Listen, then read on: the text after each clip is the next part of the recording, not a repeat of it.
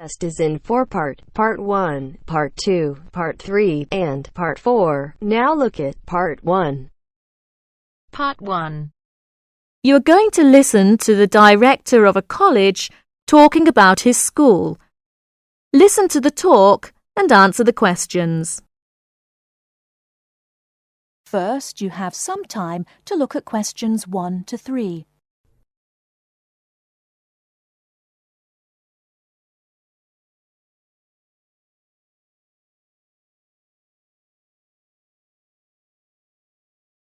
Now we shall begin. You should answer the questions as you listen, because you will not hear the recording a second time. Listen carefully and answer questions 1 to 3.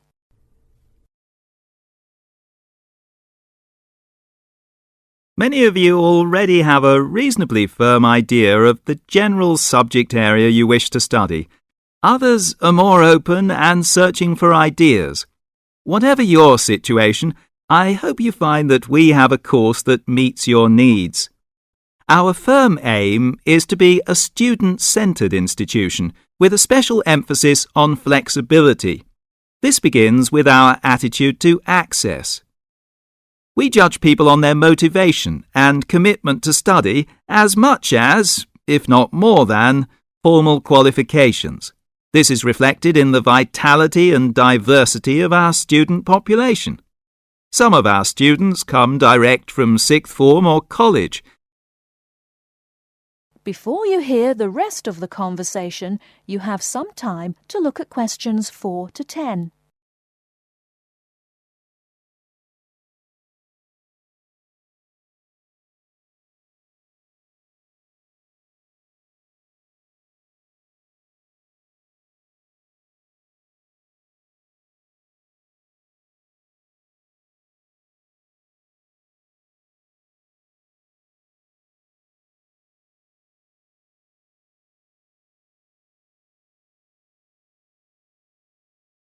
Now listen and answer questions 4 to 10.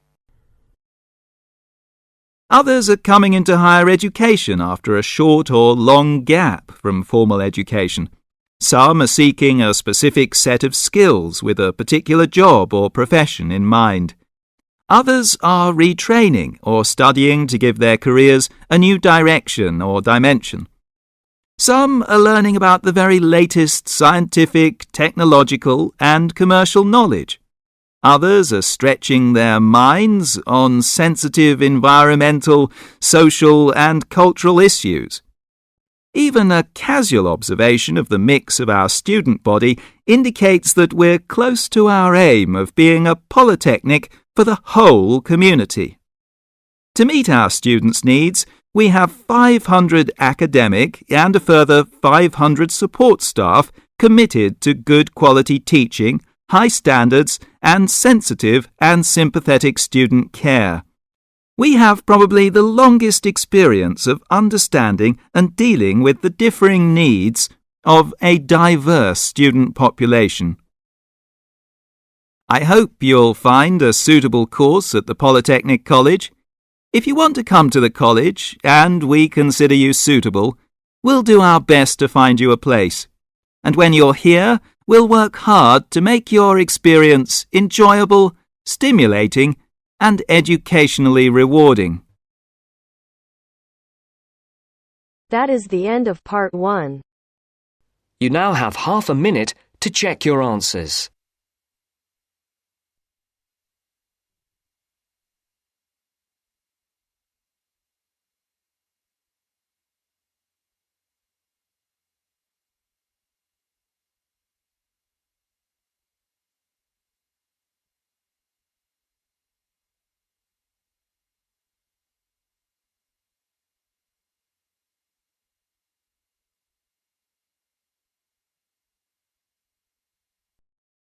Now turns to Part 2.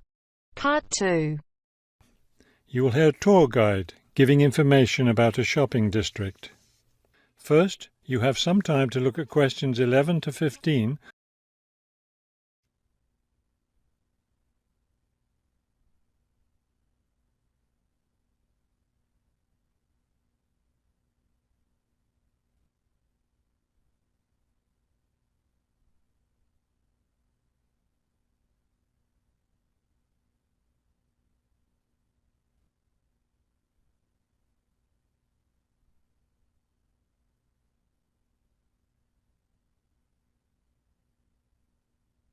As you listen to the first part of the talk, answer questions 11 to 15. This afternoon, we'll visit the city's shopping district. Several blocks in the area are closed to car traffic, and I know you'll enjoy walking around there. I'd like to give you an overview of the district now, since you'll be on your own once we get there. You'll see on this map here that the shopping district consists of two streets, Pear Street, which runs north and south, and Cherry Street, which crosses Pear Street right here. Let's start our tour here on Pear Street, where the star is. This star marks the Harborview Bookstore. It's very popular among locals as well as tourists.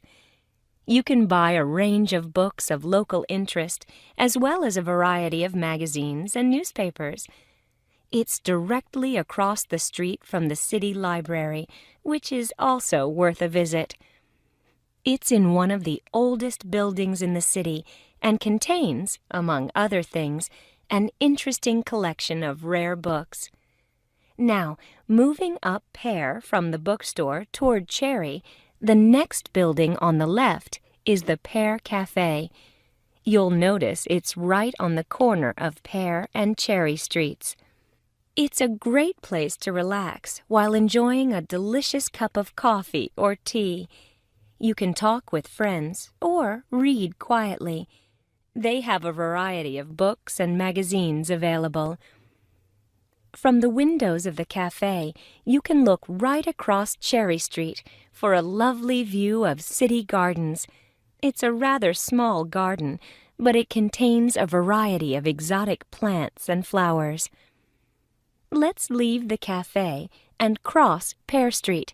On the opposite corner, we're at Caldwell's clothing store, which you might also want to visit. They sell both men's and women's fashions from countries around the world. Continuing down Cherry Street, the next building on the right after Caldwell's is the souvenir shop. Stop in here to get maps and books about the local area, as well as t-shirts and postcards with pictures of the city. Now, we cross Cherry Street and we're at the Art Gallery, one building down from the corner. Here you can see, and of course purchase, many fine paintings and sculptures by local artists. Let's keep going down Cherry Street toward the harbor. On the left, right after the gallery, is Harbor Park. It's a lovely place, and it's certainly worth spending some time there. Before you hear the rest of the talk, you have some time to look at questions 16 to 20.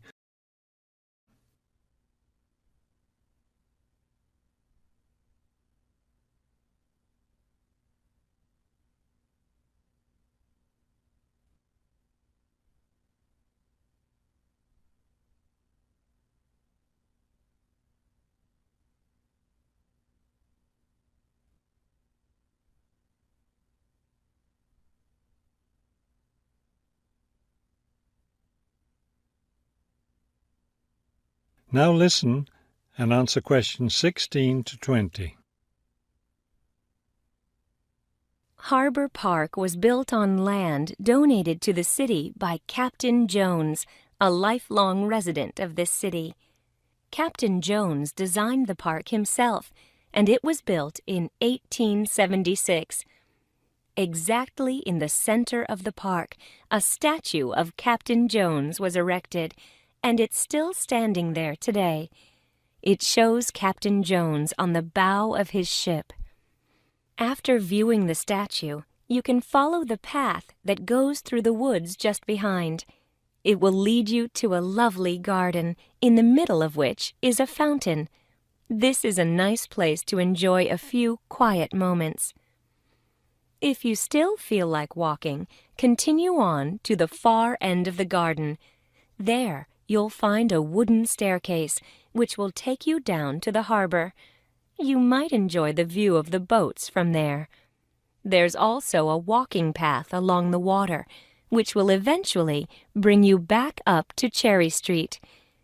You can see that there's plenty to do in this part of the city. The bus leaves at 1:30. That is the end of part 2. You now have half a minute to check your answers.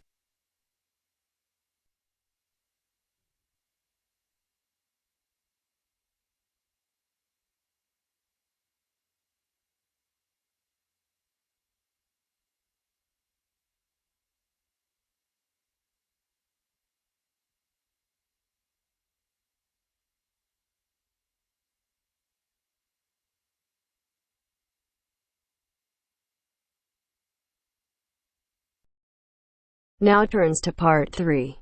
Part 3. You'll hear a lecturer talking to students about sport in Ireland. First, look at questions 21 to 23.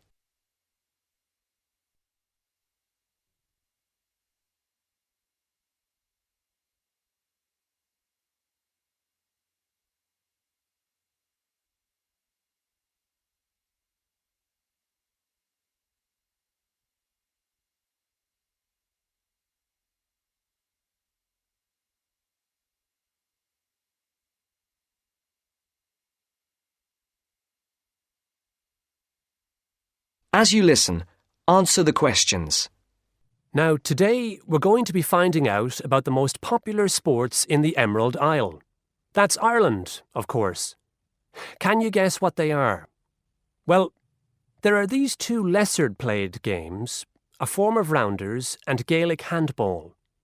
But we'll start with one which is perhaps over 3,000 years old, arriving in Ireland with the Celts, some claim. That may be a slight exaggeration, but I consider it to be the fastest field game in the world, and it goes by the name of hurling.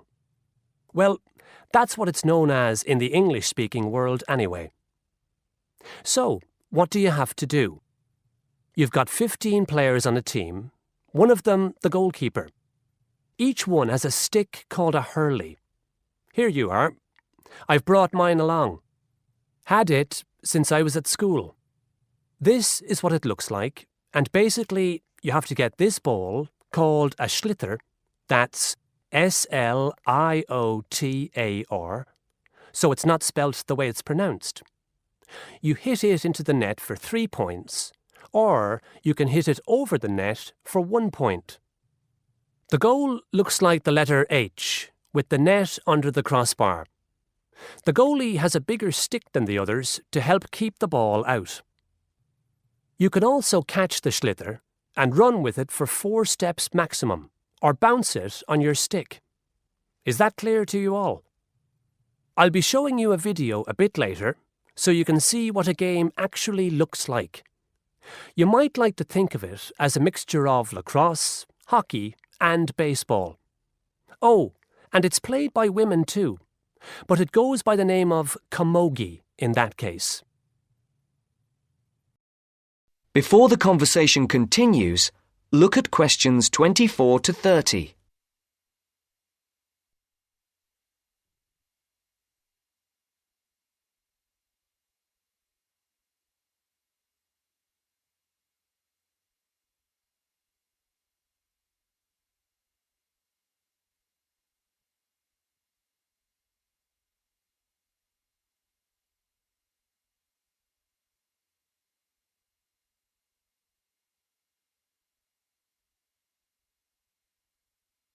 Now listen to the second part of the discussion.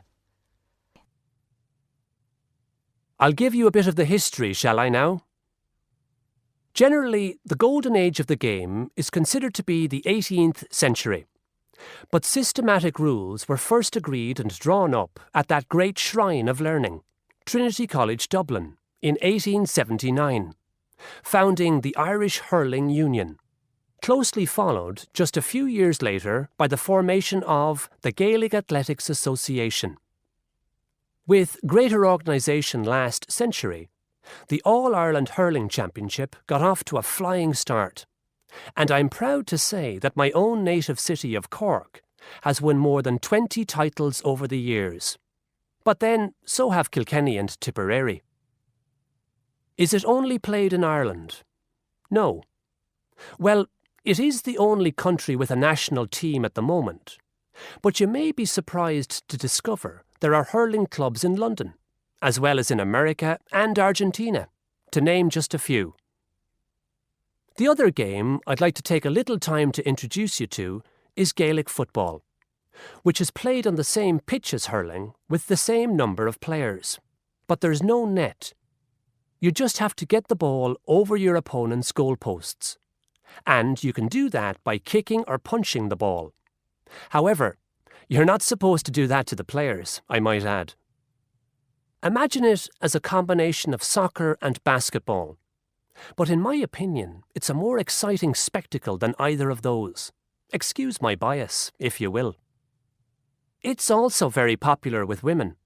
In fact, there are more women's teams than for any other sport. Whether despite or because of the physical contact involved, I wouldn't like to say.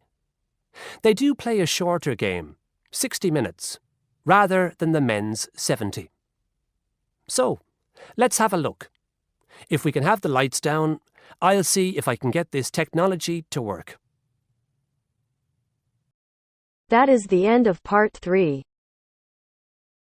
You now have half a minute to check your answers.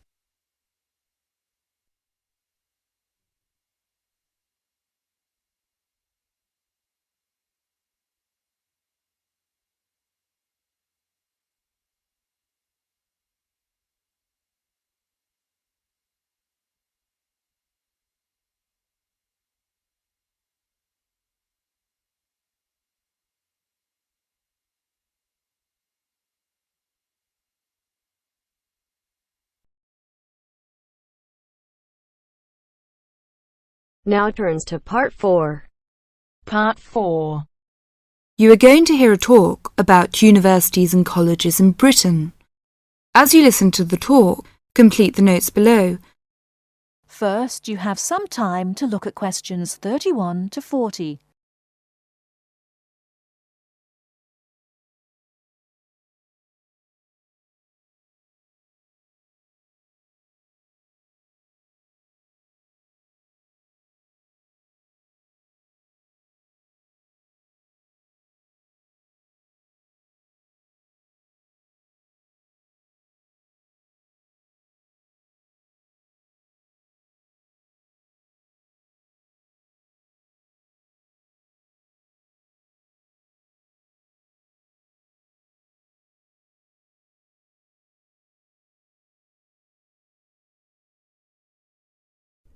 Now, listen carefully and answer questions 31 to 40.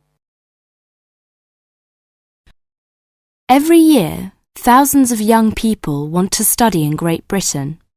They come from a range of backgrounds and have varying expectations of what their study in the country will be like and how to apply to the university. Today, I'd like to talk on universities and colleges in Britain.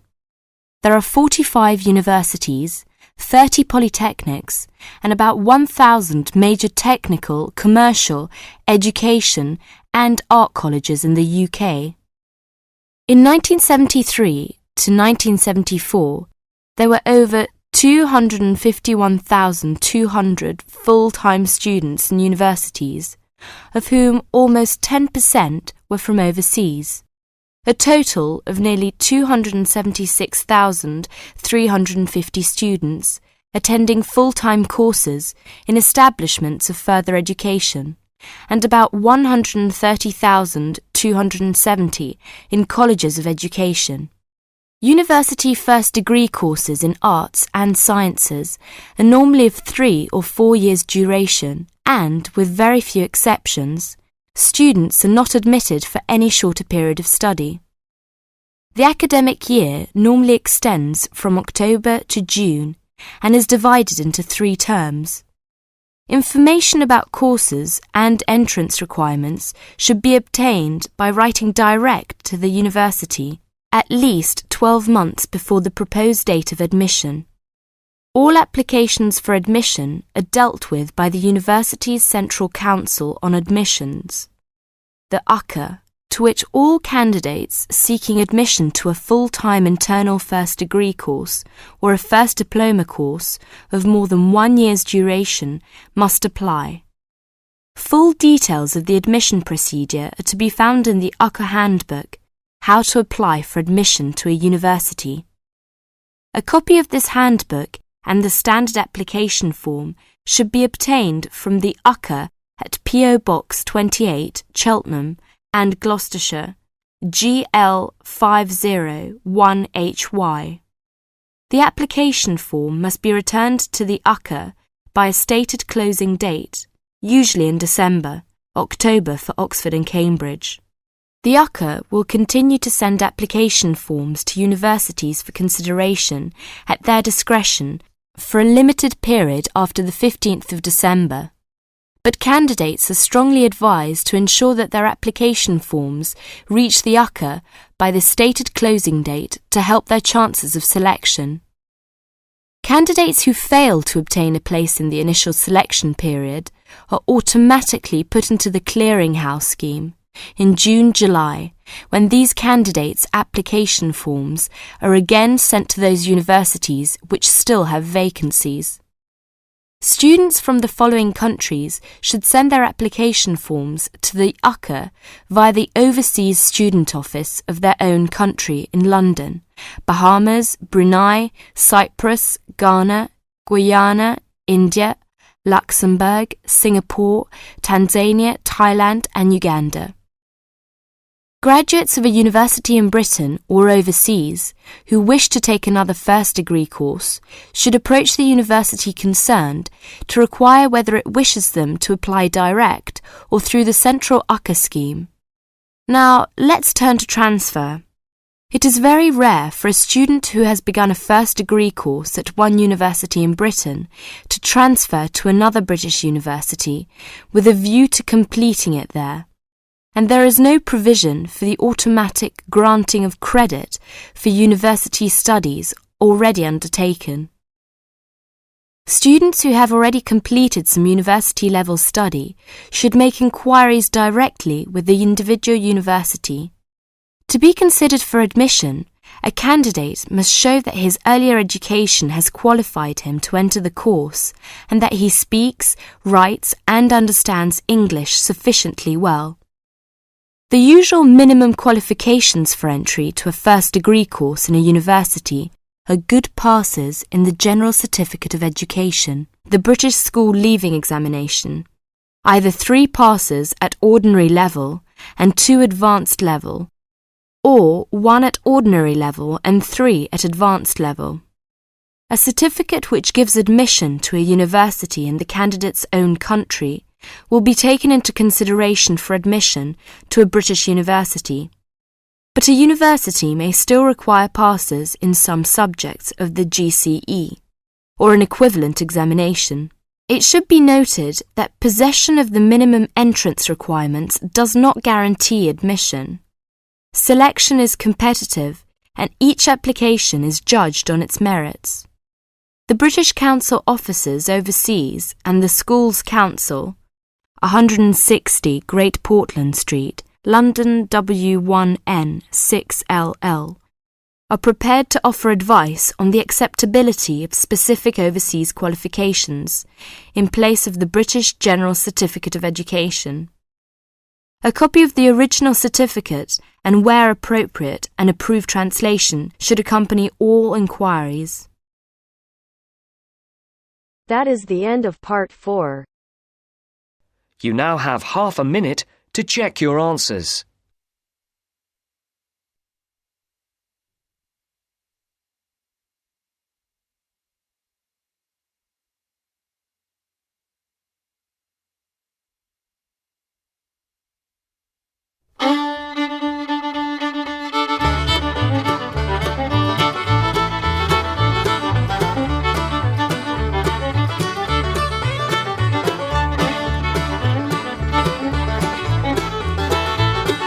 That is the end of the test. You now have 10 minutes to transfer your answers to your IELTS Listening answer sheet.